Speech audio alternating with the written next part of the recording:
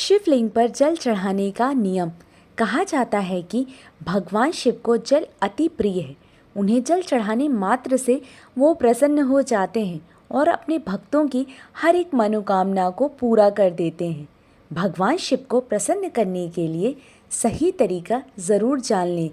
कभी भी जल चढ़ाते समय तेज़ धारा न अर्पित करें, बल्कि धीरे धीरे चढ़ाएं और शिव मंत्र का जाप करते रहें।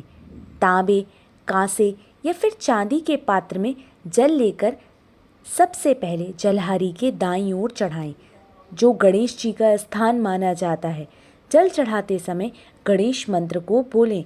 दाईं ओर जल चढ़ाने के बाद बाईं ओर जल चढ़ाएं। इसे भगवान कार्तिकेय का स्थान माना जाता है।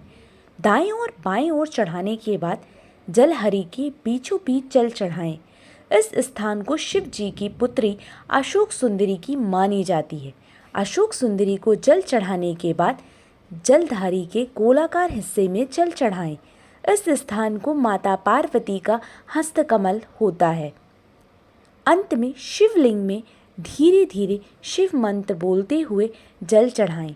कभी भी शिवलिंग पर शंख से जल नहीं चढ़ाना चाहिए। शिवलिंग पर जल चढ़ाते हुए जल के पात्र में कोई अन्य सामग्री न मिलाएं। कोई भी सामग्री जैसे पुष्प, अक्षत या रोली जल में मिलाने से उनकी पवित्रता खत्म हो जाती है। शिवलिंग पर जल चढ़ाने के लिए प्रातः 5 बजे का समय काफ़ी उत्तम बताया गया है। सुबह 5 बजे से लेकर सुबह 11 बजे तक शिवलिंग पर जल चढ़ाया जा सकता है।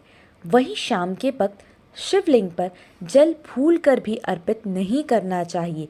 दक्षिण दिशा में खड़े होकर शिवलिंग पर जल चढ़ाना चाहिए।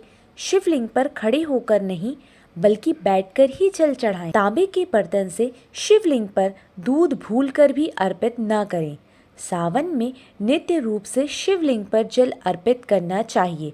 सावन मास में भगवान शिव की पूजा करने से मनचाही इच्छा जल्द पूरी हो जाती है। शिवलिंग पर जल चढ़ाने के बाद परिक्रमा ना करें।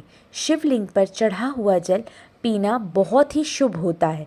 शिवलिंग पर चढ़ाया गया जल को चरणामृत के समान ही पिया जा सकता है। शिवलिंग पर चढ़ाया जल पीने से व्यक्ति का मन शांत रहता है और मानसिक तनाव दूर होता है। ऐसा करने से कई प्रकार के रोगों से मुक्ति मिलती है, साथ ही नकारात्मकता भी दूर होती है। धन्यवाद।